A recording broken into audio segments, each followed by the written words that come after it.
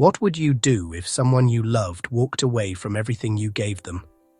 Not because you were cruel, not because you were distant, but because they wanted more and thought life would be better without you. That's where the story of the prodigal son begins. Jesus once told a story about a father and two sons. He said, "A certain man had two sons." Luke 15:11. The younger one came to his father and said something unthinkable. "Father, give me the portion of goods that falleth to me." Luke 15:12.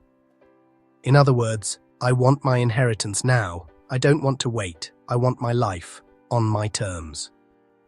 And the father did something unexpected. He gave it to him, not with anger, not with punishment, but with a broken heart and open hands. The Bible says the son took his journey into a far country, Luke 15:13. At first, everything felt exciting: freedom, money, new friends, new experiences. He spent his wealth on wild living. He lived fast, he lived loud, he lived like tomorrow didn't matter, until one day, the money ran out, and then life hit. Scripture says, "There arose a mighty famine in that land, and he began to be in want." Luke 15:14. Friends disappeared, opportunities dried up, and the same world that once applauded him now ignored him. He took the only job he could find, feeding pigs. The Bible says, "He would fain have filled his belly with the husks that the swine did eat." Luke 15:16. He was so hungry, he wanted to eat pig food. That's how low he had fallen. And that's when something finally changed. The Bible says, he came to himself. Luke 15:17. In other words, he woke up. He remembered his father. He remembered home. He remembered that even the servants in his father's house lived better than this. So he rehearsed a speech.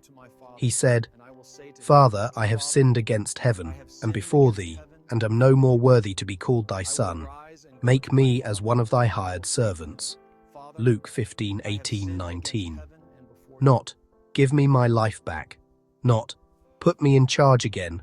Just, "Let me come home, even if I'm not your son anymore." And so he started the long walk back. Dirty, ashamed, broken, expecting rejection. But the father had been watching the road.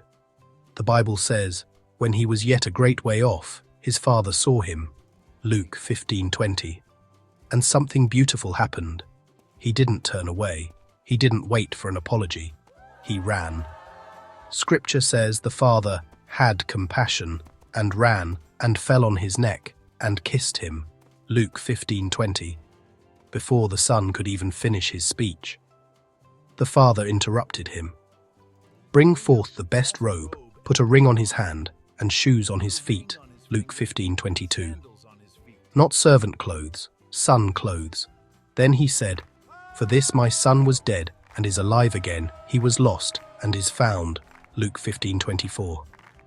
And they threw a celebration, music, food, joy, because the son who ran away was home. But the story doesn't end there. The older brother came in from the field. He heard the music, he saw the celebration, and he was furious.